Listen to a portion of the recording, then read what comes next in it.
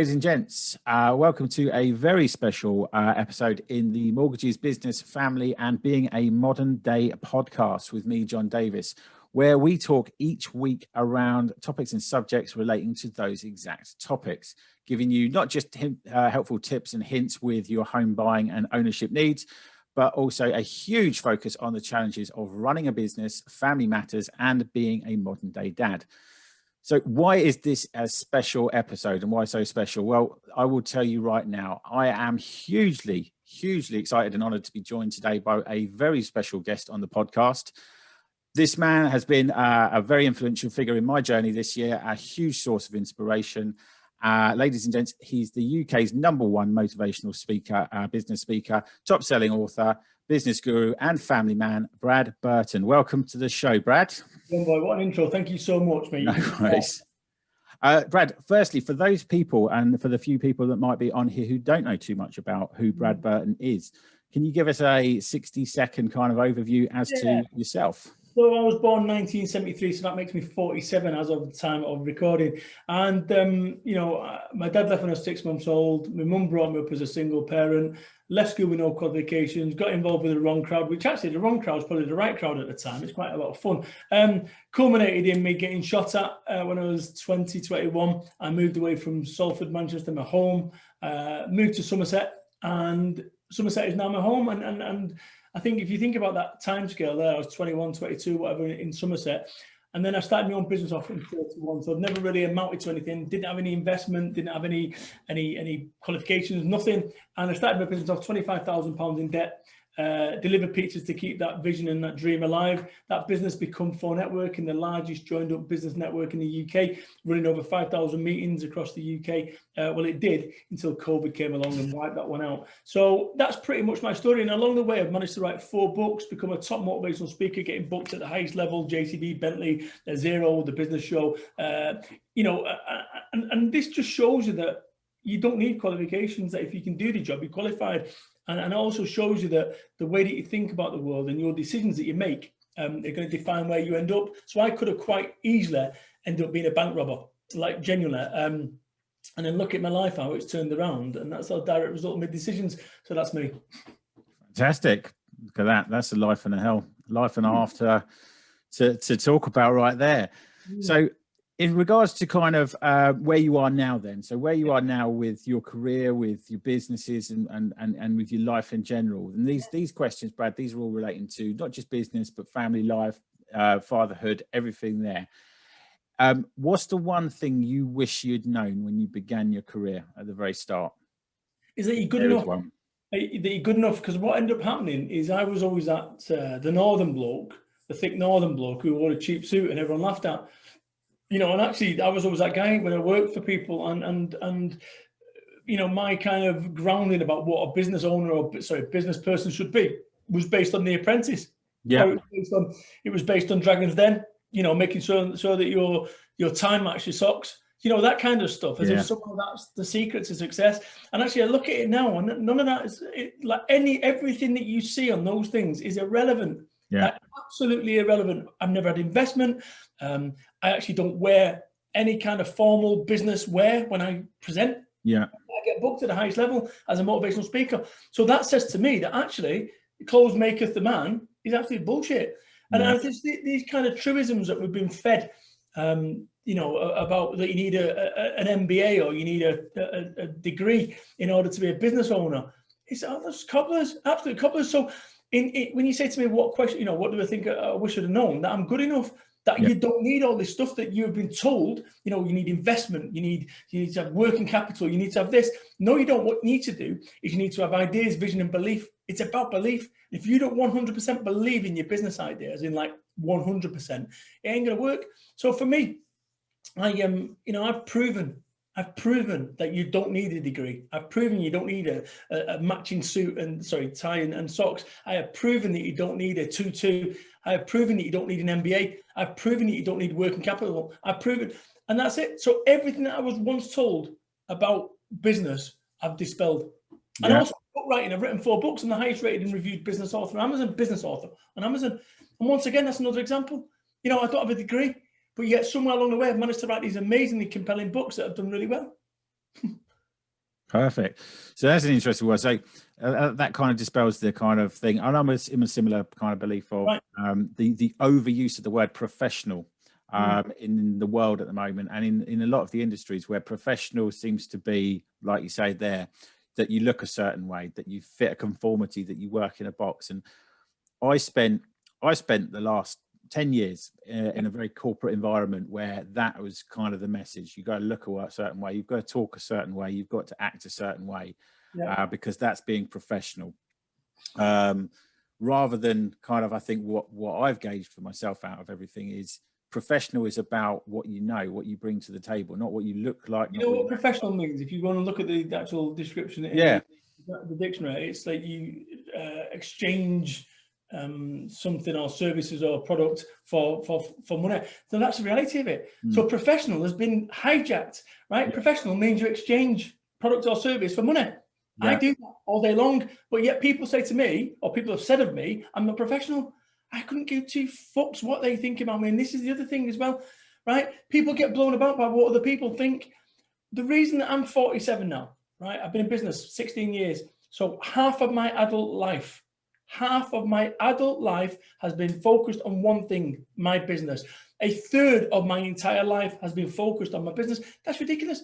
But so many people, what they end up doing is they do 2 years with one business, doesn't work out. They then start another year with that doesn't work out. Then they get into Bitcoin. Now they're selling candles. Now they're doing utilities. And actually you end up spending a year 14 times. Whereas I was 16 times. What I've done is focused on one thing. I've kept building, and if it wasn't right, rebuild and rebuild and rebuild. And I think that's what makes an expert. An expert is someone that has made all the mistakes in a particular niche field, and I've done them all. Everything to do with networking, I've made them all. But I've had to do that in order to learn, because there's no book on living my life, and there's no book on living your life or anyone's life. Exactly. That kind of leads perfectly into kind of my next question for you, Brad. My next question is really around, so in terms of for you, what you've experienced so far with the businesses and with family and everything, what's been your biggest failure, do you reckon, to date, and what have you learned from it? I've had so many failures. Now, this is the thing, for every one of my successes, right? For every one of my successes, I've genuinely had 3 failures, I reckon.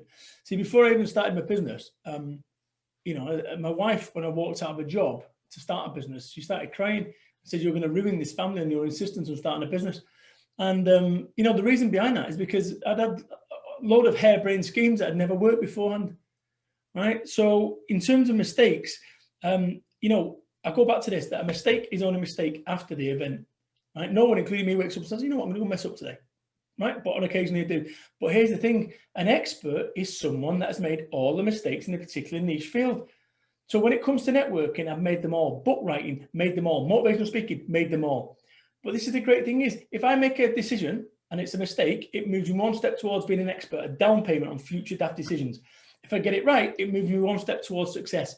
So you can't lose. So when it comes to making decisions, and I've made lots of mistakes, I couldn't even narrow one down. I'm so glad, because of the fact that I've made the mistakes now means that, I don't have to make it in future. It's like me, I'm a motivational speaker, speaking in front of thousands of people. I get people approach me and say, "Oh, I can do that. I was only talking for half an hour. I've got a message that people need to hear." Well, they don't need to hear it, because otherwise they'll be hearing it.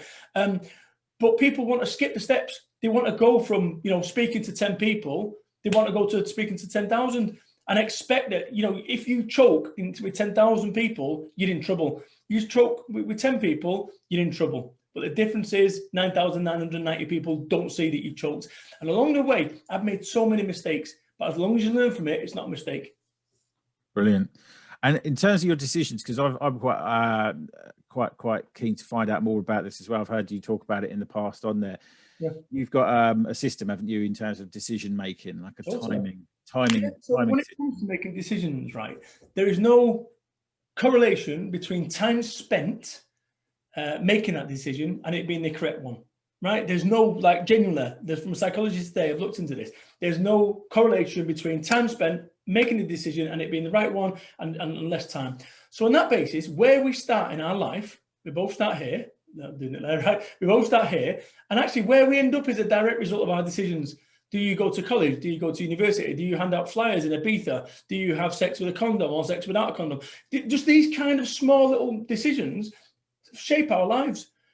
And often where people go wrong is they don't make a decision because they're scared it's the wrong one. We'll go back down to what I said, which is an expert is someone that's made all the mistakes in a particular niche field. So when it comes to making decisions, I move fast, and we can talk about this because let's be quite clear, when you run a multi-million-pound organization and COVID comes along and it wipes you out overnight, you're in trouble. Yeah. So we have to move fast. And the way that I move is I make better decisions faster. In fact, you can see this right now. This is what I stand for, John. Better decisions faster. That's my thinger. That's my bracelet that I have on. It's just for my Now What Club. But better decisions faster. When it comes to making decisions, I'm the easiest person in the world. You contacted me, said, Brad, how do you fancy being my first guest? Yeah, done, straight away. There was no, oh, let me speak to my team. Let me have a think about bullshit, right? Either yes, no, boom, done. So I said yes. I made that decision in 24 seconds. If I didn't make that decision in 24 seconds, I revisit it in 24 minutes. If I can't make that decision in 24 minutes, I revisit it in 24 hours. If after 24 hours I can't make a decision, I've just made a decision, it's not important, next. And that's how I work my life. So I do everything. There's not a single decision that I've got outstanding beyond 24 minutes, ever, 24 hours, ever. And that's like mind-blowing. Great way to stop procrastinating, really, isn't it? Mate, but it works. Because it bounces you into it. It bounces you into making decisions. And like I say, unless you're going to get some data in 48 hours, or there's going to be some new data, you've got what you've got. Make a decision and live with the outcome. Brilliant. Brilliant. And so you've got obviously a situation like, so for me, I'm in a position where I'm in a startup position with a new business. Right. And I went from a corporate world of being employed up until the beginning or end of last year, beginning of this year, decided that I don't want to do it the way someone else wants me to do it anymore. I want to do it how I want to do it. Yeah. I've done that all year. And then I've made the decision now to start my own limited firm as well and take it to that one step further. And there's a few about that, John. Going limited means you're taking it serious. Yeah. There's something fundamentally about that. It's like getting VAT registered. Yeah. It means you're taking it seriously. When I started my business off, my first ever one, back in 2004, December, I got VAT registered day one and I got limited day one. Because actually I wasn't playing to fail. I was either going to go out on my shield or I was going to make this work a success. Yeah. And it just makes it real. It takes away the safety net, which is exactly what you seem to be doing there. It does. It's that thing. I heard a phrase a long time ago where people talk about plan A and plan B. And that sometimes having a plan B is detrimental to you, because if you have a plan B, then you're setting up for plan A to fail. So it's a kind of... That's a Bradism. There you go. No, it is. If you've got a plan B, you don't believe in your plan A. Yeah. If you don't 100% believe in your plan A, don't get upset when other people don't. That's it. So, I mean, looking at that, and for anyone else kind of in this kind of place that we are at the moment, because I think it's, for me, I think it's a good time for this kind of thing in the way the world is at the moment, that it's a good time to revisit things. If things aren't working for you with changes that's happened, it's the time to pick yourself up, dust yourself up and try something new. So if you had any advice you could give to anyone in a similar position, so anyone wanting to start or pursue something similar or a new career, what would you give them? Well, firstly, you're not going to starve to death, right? So you're not going to starve to death. Ask yourself a question: are you going to starve to death? No. The second question I'd ask you is, starting a business off, are you going to lose your house? Well, I might. No, you won't, right? You get a letter and then you've got 6 months to dick about with them, and then another 6 months beyond that. You ain't going to lose your house. Might you get some snotty letters? Yeah. Number 3, are you going to die? No. So what's the risk? The risk is if you walk out of a job or you get made redundant and you start your own business off, if it doesn't work out, you can go and get a job, which is exactly where you started. People, this is like no qualifications, 25 grand in debt, wife that wanted me to go and get a proper job, addicted to drugs twice, done 4 years on benefits, got shot at when I was 19. What's your excuse? 4 books and so forth. What's going on? It's this. The way this is your biggest chance of success. So instead of looking for a job, spending all your time knobbing about with CVs, right, and all that, and having to fill gaps in and ask your mate will give you a reference, look for a client. It's that simple. And this is where people go wrong. Oh, well, I was on 30 grand a year there. Well, it wasn't really, was you? What do you mean by that? Well, it costs you, you used to do 2 hours commuting a day. So that's 10 hours a week. Yeah. So actually now for another 25%. So it's not really a thing. It's you're in for like £24,000 a year if you take off your commute time. Okay, and then you're going out for lunch at Pret a Manger, that was costing you 2 grand. So now you're at 22 grand. So if you work from home, all you've got to do is earn 22 grand. Do the math on it. You're now into 1,800 quid, and do Manchester math. 1,800 quid a month that you've got to earn. Separate into 4 equal portions, £450 a week. How do you earn £450 a week? If you can earn £450 a week working from home, why the fuck would you go and get a job? Let's be on me. Because I tell you something, well, at least you know where you stand with a job. No, you don't. Tell that to the 6,500 people from Cineworld that have just been let go. Yeah. Nobody knows where you stand. You know exactly where you stand when you run your own business. Skin, get used to it, but you ain't going to starve to death. So what's the risk? The risk is if it doesn't work out, you go and get a proper job, which is exactly where you started. People, I am living proof that this shit happens, right? And I'll tell you now, get my book, Get Off Your Ass, right? I wrote that book. I'm just trying to see if I've got a copy because there's something that I found one today. I wrote that book 12 years ago when I didn't know whether this thing was going to work or not. Right? And I wrote what it was like to be self-employed, the wife whinging, having no money. I used to go to Coinstar, the Coinstar machine at Summerfield it was, put all my 2s and 1s in there, printed it out, give you a voucher. I remember 76 quid, I had all the 2s and 1s in my car, everything. That was it. After which pay, I remember I'd had nothing left. I had no more money, no savings, nothing. So I know what it's like. I know what it's like to start a business off with nothing. I know what it's like to have a wife whinging. I know what it's like to have the mortgage going out in 3 days' time and having no money. But did I die though? No. And I tell you something, people that were telling me at the time, going back when I started this off, that was crazy. They look at me now and think, gosh, I wish I'd have followed Brad's finger. But that's my story. It doesn't mean this is your story. But at all times, you've got 100% believe in your business. But that's the big thing, is the belief, isn't it? Unwavering belief, unwavering, misguided self-belief. That's what I've. That's it. Brilliant. And have you got, obviously you've read your books, you've learned how to do that.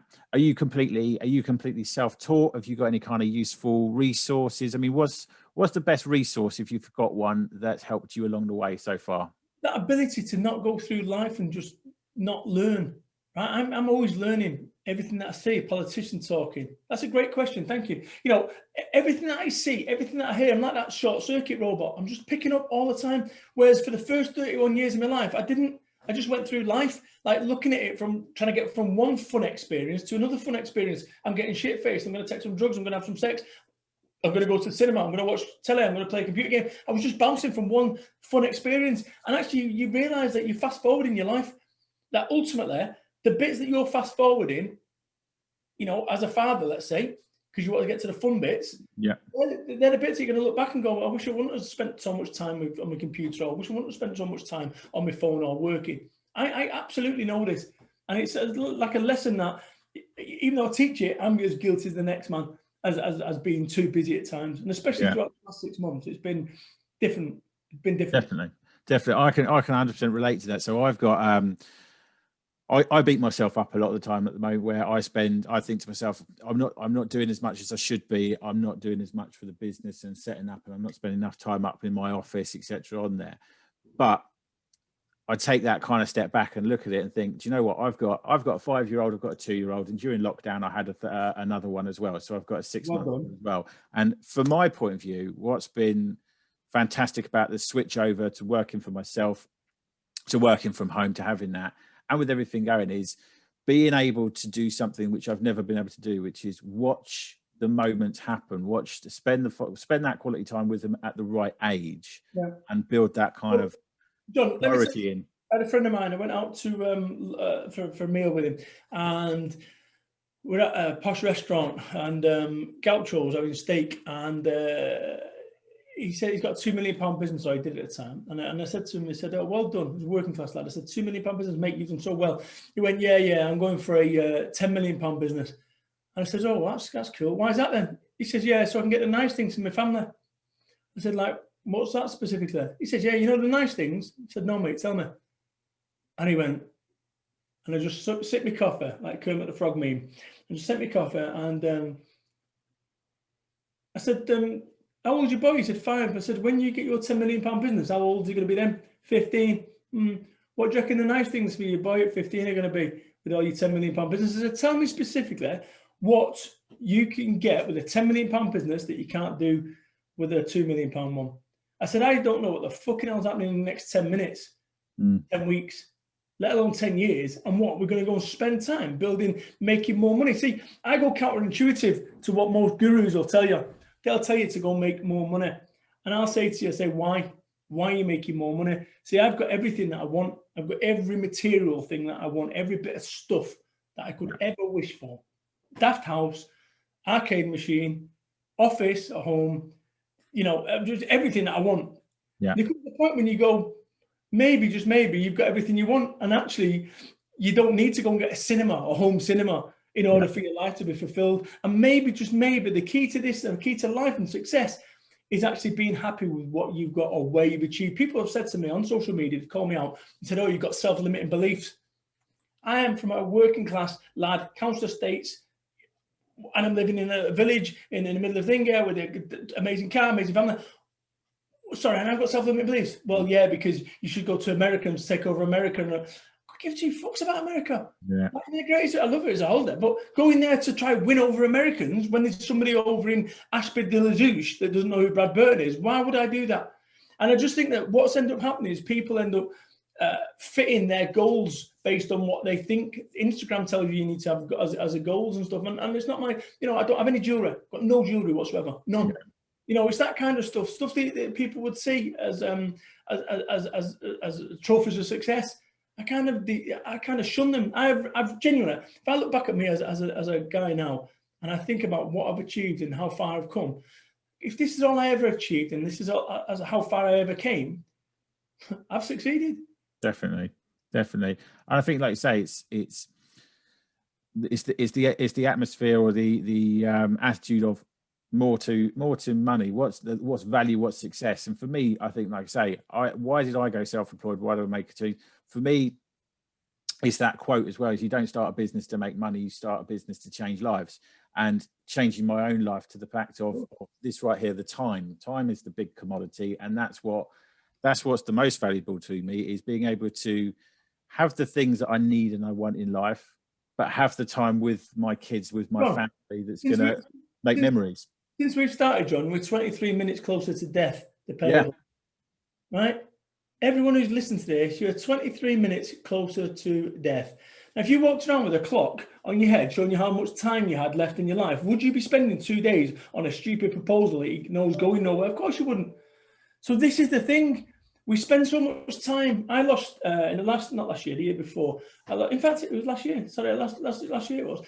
2 of my friends, they both died with cancer. And if you'd got them a year before that, they wouldn't know they had cancer. Nobody does.